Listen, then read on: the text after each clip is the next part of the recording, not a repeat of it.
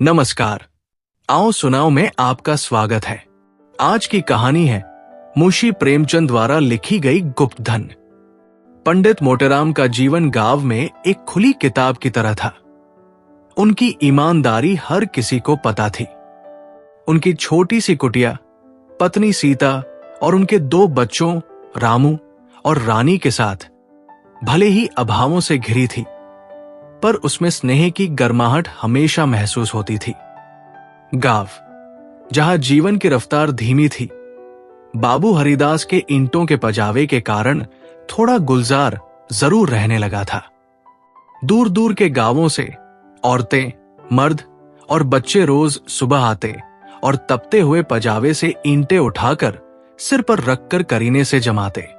एक कोने में एक बूढ़ा आदमी कौड़ियों की टोकरी लेकर बैठा रहता। हर ईंट के बदले एक कौड़ी देता।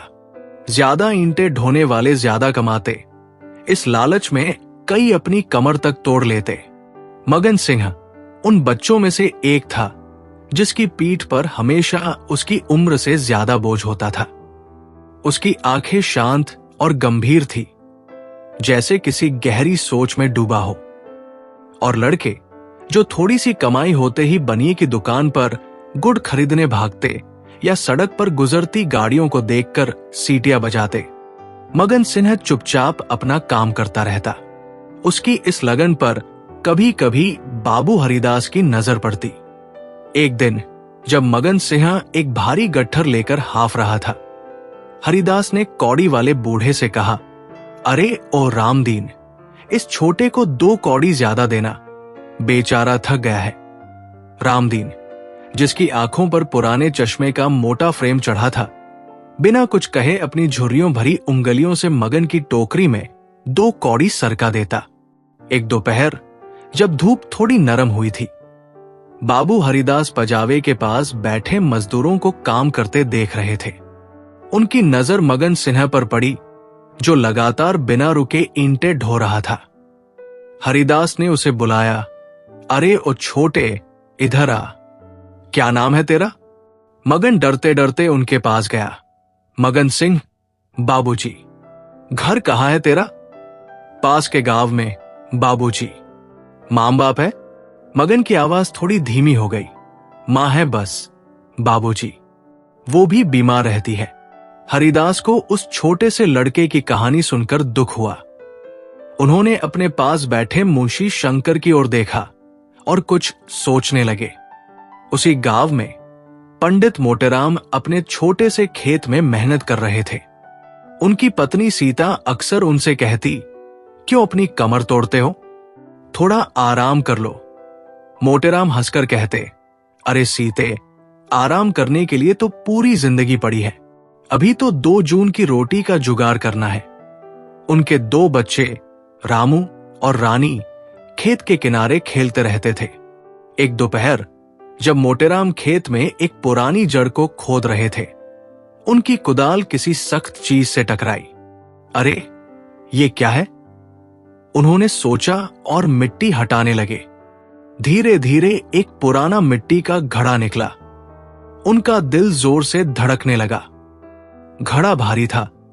उसे खोलकर देखा तो उनकी आंखें फटी रह गई, सोने की मोहरें। सीते, ओ सीते, मोटेराम ने खुशी से आवाज लगाई। सीता भागती हुई आई और उस खजाने को देखकर चकित रह गई। ये क्या है? उनकी आवाज में विश्वास नहीं हो रहा था। रामू और रानी भी उत्सुकता से पास आ गए। गांव में जब यह खबर फैली तो लोगों की अलग अलग प्रतिक्रियाएं थी। कुछ ने आश्चर्य जताया, अरे मोटेराम को कहां से इतना धन मिल गया?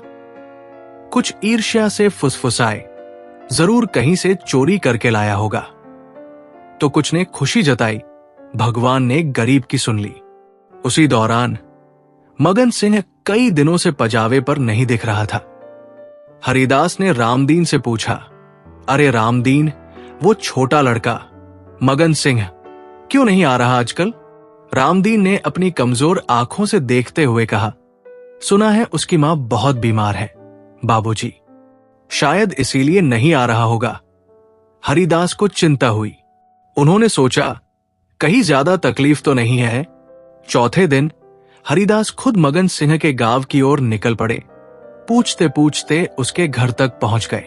वो एक जर्जर हवेली का खंडहर था। उनकी आवाज सुनकर मगन सिंह बाहर आया।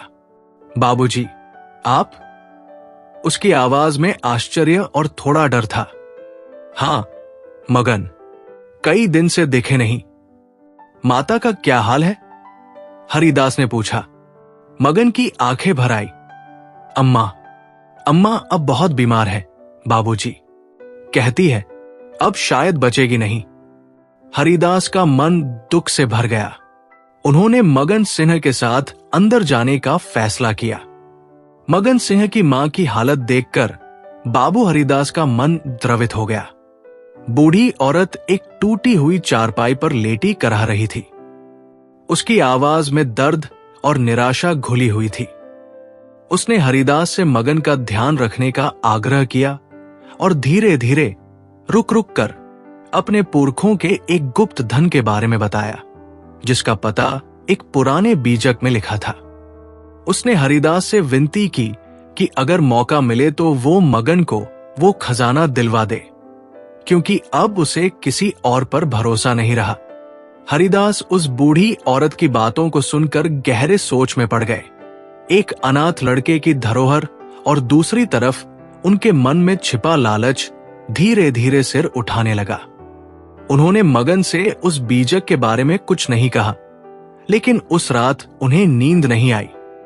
उनके दिमाग में सोने की मोहरों की चमक और उस खजाने को पाने के विचार घूमते रहे। उधर पंडित मोटेराम के घर में अब धीरे धीरे बदलाव आ रहे थे। सीता ने नए कपड़े खरीदे और रामू और रानी अब रोज थोड़ा ज्यादा मिठाई खाने लगे थे। मोटेराम ने घर की मरम्मत करवाई, लेकिन उनके मन में एक अजीब सी बेचैनी रहने लगी। पहले जो हर छोटी चीज में संतोष ढूंढ लेते थे, अब उन्हें और ज्यादा पाने की इच्छा होने लगी थी। सीता ने एक दिन उनसे पूछा, ये सब ठीक तो है ना? इतना धन, कहीं कोई परेशानी तो नहीं होगी? मोटेराम ने टालते हुए कहा, अरे सीते, भगवान ने दिया है तो क्या डरना, बस थोड़ा संभाल कर रखना होगा। गांव में मोटेराम के अचानक अमीर होने की चर्चा जोरों पर थी। कुछ लोग आपस में कहते, देखो तो मोटेराम की किस्मत खुल गई, तो कुछ शक भरी निगाहों से देखते, इतना धन कहां से आया, जरूर कोई गड़बड़ है। हरिदास ने कुछ दिनों बाद मंदिर के चबूतरे के पास जाना शुरू कर दिया। रात की खामोशी में जब सब सो जाते, वो एक छोटी कुदाल से धीरे धीरे ईंटें हटाने लगे। दिन में वो कई बार आसपास देखता कि कहीं कोई उसे देख तो नहीं रहा। मुंशी शंकर, जो हिसाब किताब रखता था, ने एक दो बार हरिदास को देर रात मंदिर की ओर जाते देखा और सोचा, बाबू साहब आजकल कहां घूम रहे हैं इतनी रात में।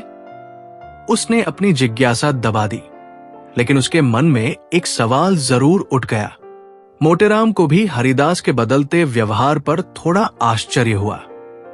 हरिदास अब पजावे पर कम आते थे और ज्यादातर गुमसुम रहते थे। एक दिन मोटेराम ने उनसे पूछा, बाबू साहब, सब ठीक है? आजकल पजावे पर कम दिखते हैं। हरिदास ने अन्य ढंग से कहा, हम मोटेराम, थोड़ा काम है घर पर। हरिदास का मन भीतर ही भीतर एक द्वंद्व से जूझ रहा था।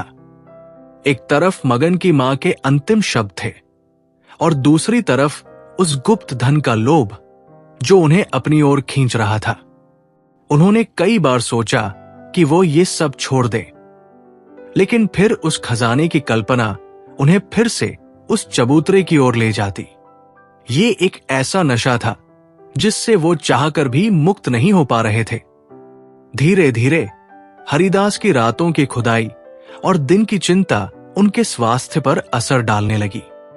वो चिड़चिड़े हो गए और लोगों से कम बात करने लगे। मोटेराम और अन्य कर्मचारी उनकी इस बदली हुई हालत को देखकर हैरान थे, लेकिन किसी को असली वजह का पता नहीं था।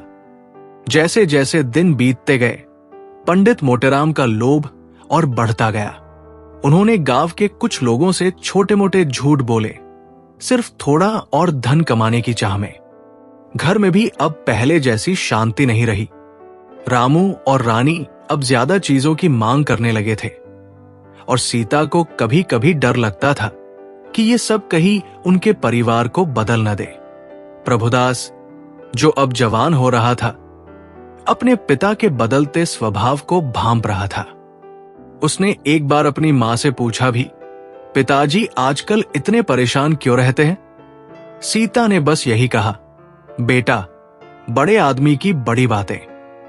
लेकिन प्रभुदास के मन में एक अनजाना डर बैठ गया था। उधर हरिदास की रातों की खुदाई और दिन की बेचैनी ने उन्हें बीमार कर दिया। बिस्तर पर लेटे हुए उन्हें अपनी गलती का एहसास होने लगा। मगन की मां के आखिरी शब्द उनके कानों में गूंजते रहते थे। उन्होंने कई बार सोचा कि मगन को सब सच बता दें और उस बीजक को उसे सौंप दे, लेकिन पकड़े जाने का डर उन्हें ऐसा करने से रोकता रहा। उनकी हालत दिन ब दिन बिगड़ती गई। हरिदास की मृत्यु के बाद प्रभुदास को उनके सामान में वो पुराना बीजक मिला। उसे पढ़कर वो हैरान रह गया। उसके मन में अपने पिता के प्रति मिश्रित भावनाएं थी। एक तरफ उनका सम्मान और दूसरी तरफ उनके इस गुप्त कार्य पर आश्चर्य। लेकिन जल्द ही धन पाने का लोभ उस आश्चर्य पर हावी हो गया। उसने खुद को समझाया कि उसके पिता ने जरूर कुछ सोचकर ही ऐसा किया होगा। शाम होते ही प्रभुदास उसी मंदिर के चबूतरे पर पहुंचा। रात की खामोशी में वो अपने पिता की पुरानी कुदाल से खुदाई करने लगा। चबूतरे का ऊपरी हिस्सा तो आसानी से खुद गया, लेकिन नीचे एक पत्थर का तहखाना था, जिसके पत्थर आपस में मजबूती से जुड़े हुए थे। प्रभुदास को उन्हें हटाने में बहुत मुश्किल हो रही थी। कई दिनों तक मेहनत करने के बाद भी जब पत्थर नहीं हिले, तो उसने बारूद का इस्तेमाल करने का फैसला किया। अगली सुबह प्रभुदास बाजार गया और एक आतिशबाज से बारूद खरीदने की कोशिश की। आतिशबाज पहले तो डर गया, लेकिन प्रभुदास के बहुत मनाने और कुछ पैसे देने पर वो राजी हो गया। रात के अंधेरे में प्रभुदास मंदिर लौटा। तहखाने के पत्थरों की दरारों में बारूद भरा और पलीता लगाकर दूर हट गया। एक जोरदार धमाका हुआ और चबूतरे का वो हिस्सा उड़ गया। नीचे एक काला गहरा गड्ढा दिखाई दिया। अगले दिन प्रभुदास अपने कमरे में बुखार से तप रहा था। सामने एक लोहे का संदूक रखा था, जिसमें उसे वो खजाना मिला था। उसकी मां और पत्नी उसके सिरहाने बैठी थी। उनकी आंखों में चिंता और डर था। मगन सिंह, जो अब भी कभी कभी उनके घर आता था, ने प्रभुदास की हालत देखी और डॉक्टर को बुलाया। अपनी अंतिम सांसों में प्रभुदास की निगाह मगन सिन्हा पर पड़ी। उसकी आंखों में एक अजीब सी याचना थी। उसने मगन को पास बुलाया, उसके कान में कुछ कहा और फिर उस लोहे के संदूक की ओर इशारा करके प्राण त्याग दिए। गांव में फिर शोक की लहर दौड़ गई। लोगों ने हरिदास और उनके बेटे के बारे में बातें की। कुछ ने उनके शांत स्वभाव और अच्छे व्यवहार को याद किया, तो कुछ ने उनके अंतिम दिनों की बेचैनी और रहस्यमय व्यवहार पर आश्चर्य जताया। मगन सिंह उस रात बहुत देर तक प्रभुदास के कमरे में बैठा रहा। उसकी आंखों में एक गहरा दुख और एक अनकही कहानी छिपी हुई थी। उस गुप्त धन का क्या हुआ, ये गांव में हमेशा एक रहस्य बनकर रह गया।